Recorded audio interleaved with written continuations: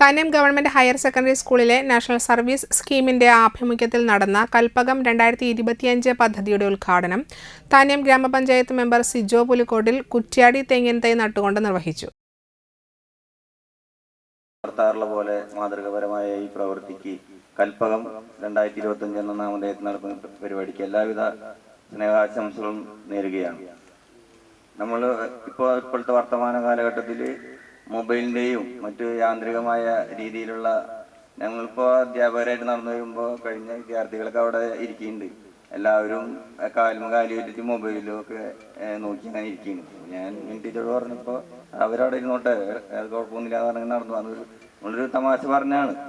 പക്ഷെ തീർച്ചയായും ഇപ്പോഴത്തെ വർത്തമാന കാലഘട്ടത്തിൽ മുതിർന്നവരായാലും വീട്ടിൽ കയറി വരുമ്പോൾ നമ്മൾ മുതിർന്നവർ കയറി വരുമ്പോഴും അവരൊന്നും മൈൻഡ് ചെയ്യാതെ നമ്മൾ പലയിടങ്ങളിലും വർത്തമാനം കേൾക്കുന്ന ഒരവസ്ഥ.